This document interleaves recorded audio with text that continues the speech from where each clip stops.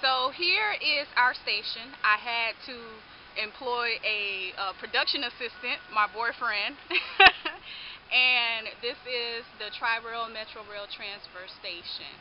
So on the Tri-Rail side, you can definitely see that the aesthetics are definitely better, and the area is more well kept.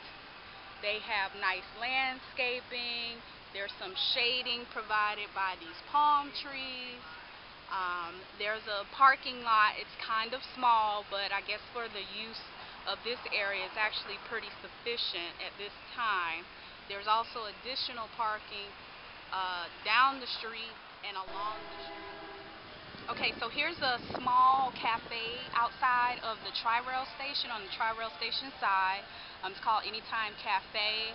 They serve subs, beer, wine, and there's also a place to get ice and propane gas. I believe this area probably services the industrial workers that work right across the street over here. And we're just going to walk over so you can get an idea of the usage of this particular area.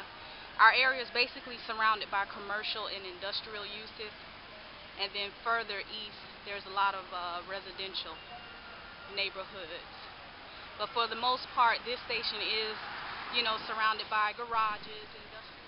Another thing I also wanted to point out was the type of pavers that are outside of the Tri-Rail station. So as you can see here, they have the nice brick pavers.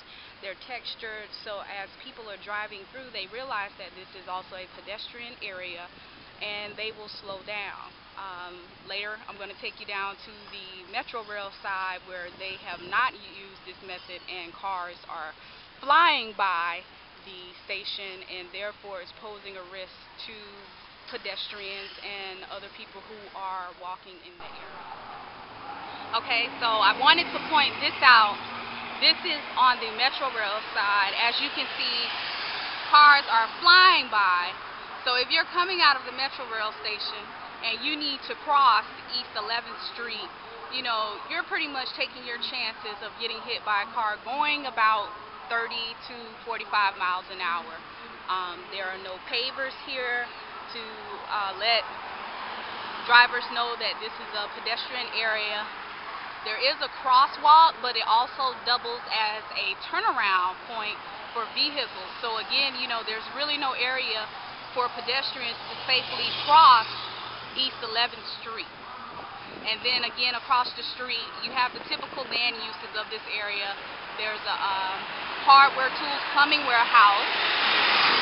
The semi-truck just blew past here going about 40 miles an hour. So this is where the danger is on the Metrorail side. You can definitely see the difference. There's graffiti on the buildings here. There's really no specific type of facade used for the commercial areas as well. So I believe maybe just assigning maybe a uniform type of exterior facade will improve the outside appearance of the building. And unless, there's a vehicle being stopped by the train, there's really nothing to slow these cars down for passengers that are getting off the Metrorail or the Tri-Rail trying to cross East 11th Street. So I'm just going to give you an overview of the area here. We're under the Metrorail side. Here's a crosswalk, but as you can see, it doesn't matter because people are driving at speed, if not above speed, for this area. Okay, so we came around the back side of the Metrorail station, and here is a industrial warehouse type building. The windows are broken. There's weeds growing over the top of the roof. So as you can see, this area needs a lot of work aesthetically, but the actual Metrorail and Tri-Rail platforms actually aren't that bad. Maybe just a little paint and some pressure cleaning on the exterior. There's a bad smell coming from the garbage that someone supposedly emptied, but they just stashed it under here, so that's not good. And we're coming back to the platform where the train just left, so now the platform is pretty empty.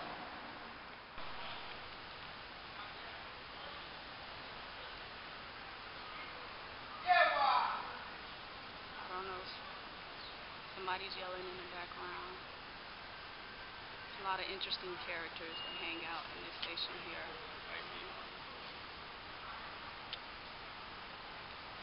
My boyfriend doesn't want to be in the shot, no problem. There's a sign indicating transfers to the buses and Metrorail. I think you need a little bit more detail than that. If you're not from the area, you might be confused. You might could find your way to the Metrorail. However, there are a number of buses that you may want to catch, and there's actually not any signage directly on the platform to let you know where their stops are located.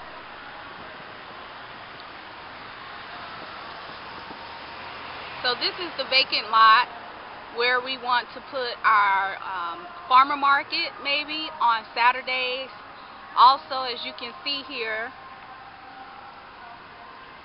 there's some on-street parking available, and this is where we were thinking about having the food trucks come through so that people in the Tri-Rail station catching the Metrorail will be able to access a hot meal or something quick that they can grab on the go. So this is one of the areas that... Okay, so here's one of the larger industrial areas that is actually in pretty good shape. It's a fencing company. It's Guaranteed Fence Corporation.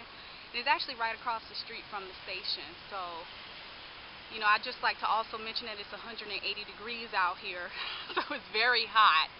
And the people are quite curious as to why I am out here filming them in their surroundings. So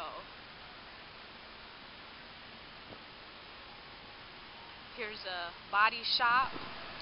Okay, so I'm going to wrap up the video here. This is one of the last alleyways that I wanted to venture down.